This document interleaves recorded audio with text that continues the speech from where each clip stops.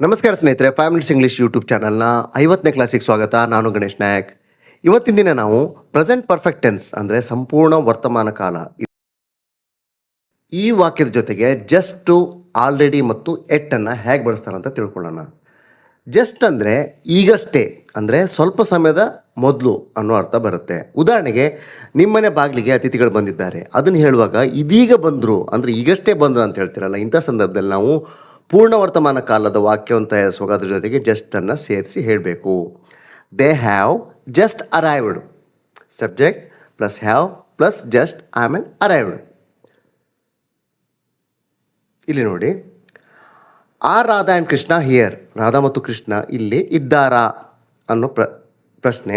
ಅದಕ್ಕೆ ಉತ್ತರ yes, they have just arrived. ಹೌದು, ಈಗ ಬಂದು ತಲುಪಿದ್ದಾರೆ. ಅರೈವ್ ಅಂದರೆ ತಲುಪು, ಅರೈವ್ಡ್ ಅಂದರೆ ಜಸ್ಟ್ ಈಗಷ್ಟೇ ಬಂದು ತಲುಪಿದ್ದಾರೆ. Are you hungry? ನಿಂಗೆ ಹಸಿವಾಗಿದೆಯಾ? No, I have just had dinner. ಇಲ್ಲ, ನಾನು ಈಗಷ್ಟೇ ಊಟ ಮಾಡಿ ಮುಗಿಸಿದ್ದೇನೆ. ನಾನು ಈಗಷ್ಟೇ ಊಟ ಮಾಡಿದ್ದೇನೆ. ಮೂರನೇ ಪ್ರಶ್ನೆ, ಈಸ್ ರವಿ ಹಿಯರ್? ರವಿ ಇಲ್ಲಿದ್ದಾನಾ? No, I am afraid he has just gone. ಬಹುಶಃ ಇಲ್ಲ, ನನಗನ್ಸುತ್ತೆ ಅವನು ಈಗಷ್ಟೇ ಹೋಗಿದ್ದಾನೆ. ಅಂದರೆ ಇದೀಗ ಹೋಗಿದ್ದಾನೆ. ಅಂದರೆ ಜಸ್ಟ್ ಅಂದರೆ ಇದೀಗ, ಸ್ವಲ್ಪ ಸಮಯದ ಮುಂಚೆ ಅನ್ನೋ ಅರ್ಥ ಬರುತ್ತೆ. ಇನ್ನು ಆಲ್ರೆಡಿ ಅಂದರೆ ಈಗಾಗಲೇ. ಅಂದರೆ ನಾವು ಒಂದು ಸಮಯನ ಊಹಿಸ್ಕೊಂಡಿರ್ತೇವೆ, ಅದಕ್ಕಿಂತ ಮೊದಲೇ, ಊಹಿಸಿದ್ದಕ್ಕಿಂತ ಮೊದಲು ಅನ್ನೋ ಅರ್ಥ ಆಲ್ರೆಡಿ ಕೊಡುತ್ತೆ. ಉದಾಹರಣೆಗೆ, ನಿಮ್ಮ ಮನೆಗೆ ಒಬ್ಬ ಸ್ನೇಹಿತ ಬರೋನಿದ್ದಾನೆ. ಅದನ್ನು ನೀವು ನಿಮ್ಮ ಅಮ್ಮನಿಗೆ ನಮ್ಮ ಮನೆಗೆ ಸ್ನೇಹಿತ ಬರ್ತಾನೆ ಅಂತ ಹೇಳ್ತೀರಾ. ಆದರೆ ಆಲ್ರೆಡಿ ಅವನು ಬಂದಿರ್ತಾನೆ.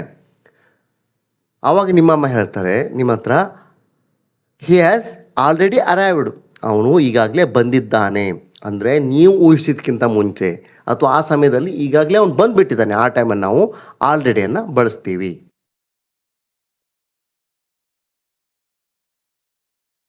It is only 9 o'clock and Kamala has already gone to bed. ಈಗ 9 ಗಂಟೆ ಆಗಿದೆ, ಕಮಲ ಆಲ್ರೆಡಿ ಮಲ್ಕೊಂಡ್ಬಿಟ್ಟಿದ್ದಾಳೆ. ಅಂದರೆ ನಾನು ಎಕ್ಸ್ಪೆಕ್ಟ್ ಮಾಡೋಕ್ಕಿಂತ ಮುಂಚೆನೇ, ನಾನು ಒಂದು ಟೈಮ್ ಎಕ್ಸ್ಪೆಕ್ಟ್ ಮಾಡಿದ್ದೆ, ಅದಕ್ಕಿಂತ ಮುಂಚೆನೇ ಅವಳು ಮಲ್ಕೊಂಡ್ಬಿಟ್ಟಿದ್ದಾಳೆ. She has already gone to bed. ಅವಳು ಮಲ್ಕೊಂಡ್ಬಿಟ್ಟಿದ್ದಾಳೆ. John, this is Mary. John, ಇವಳು ಮೇರಿ. ಅವಾಗ ಜಾನ್ ಹೇಳ್ತಾನೆ, yes I know we have already met. ಹಾಂ, ನಂಗೆ ಗೊತ್ತು, ಆಲ್ರೆಡಿ ನಾವು ಭೇಟಿಯಾಗಿದ್ದೇವೆ. ಆಲ್ರೆಡಿ ಅಂದರೆ ಈಗಾಗಲೇ ಅನ್ನೋ ಅರ್ಥ ಬರುತ್ತೆ. ಇನ್ನು ಎಟ್ ಅಂದರೆ ಇನ್ನೂ ಅಂತ ಅರ್ಥ. ಅಂದರೆ ಈವರೆಗೆ, ಇಲ್ಲಿ ತನಕ ಅನ್ನೋ ಅರ್ಥ ಬರುತ್ತೆ. ನಕಾರಾತ್ಮಕ ಮತ್ತು ಪ್ರಶ್ನಾರ್ಥಕ ವಾಕ್ಯವನ್ನು ತಯಾರಿಸುವಾಗ ಎಟ್ಟನ್ನು ಬಳಸ್ತಾರೆ. ಯಾವಾಗಲೂ ಎಟ್ಟು ವಾಕ್ಯದ ಕೊನೆಯಲ್ಲೇ ಬರುತ್ತೆ. ಉದಾಹರಣೆಗೆ, ನೀವು ಫಿಲ್ಮ್ ಥಿಯೇಟ್ರಲ್ಲಿ ಕೂತ್ಕೊಂಡಿರ್ತೀರ ಮೂವಿ ನೋಡಲಿಕ್ಕೆ. ಆ ಮೂವಿ ಇನ್ನೂ ಪ್ರಾರಂಭ ಆಗಿಲ್ಲ, ಅದನ್ನು ಹೇಳಲಿಕ್ಕೆ ನಾವು ಎಟ್ಟನ್ನು ಉಪಯೋಗಿಸಬೇಕು. The film has not started yet. Film ಇನ್ನೂ ಸ್ಟಾರ್ಟ್ ಆಗಿಲ್ಲ. ಈಗ ನೋಡಿ ಈ ಪ್ರಶ್ನೆ, are Radha and Krishna here. Radha ಮತ್ತು ಕೃಷ್ಣ ಇಲ್ಲಿದ್ದಾರಾ? ಆವಾಗ ಇಲ್ಲ, ಇನ್ನೂ ಬಂದಿಲ್ಲ ಅನ್ನಲಿಕ್ಕೆ no, they have not arrived yet. ಅವರಿನ್ನೂ ಬರಲಿಲ್ಲ. ಅದರ ಅರ್ಥ ಅವ್ರು ಇನ್ನೂ ಬೇಗ ಬರ್ತಾರೆ ಅಂತ ನಾನು ಅಂದ್ಕೊಳ್ತೀನಿ ಅನ್ನೋ ನನ್ನ ಊಹೆ. ಆಲ್ರೆಡಿ ಅವ್ರು ಇನ್ನೂ ಬಂದಿಲ್ಲ. ಎರಡನೇ ಪ್ರಶ್ನೆ, does Ravi know that you are going away? ರವಿಗೆ ನೀವು ಹೊರಗೆ ಹೋಗ್ತಿರೋದು ಗೊತ್ತಾ? ಉತ್ತರ, no, I have not told him at.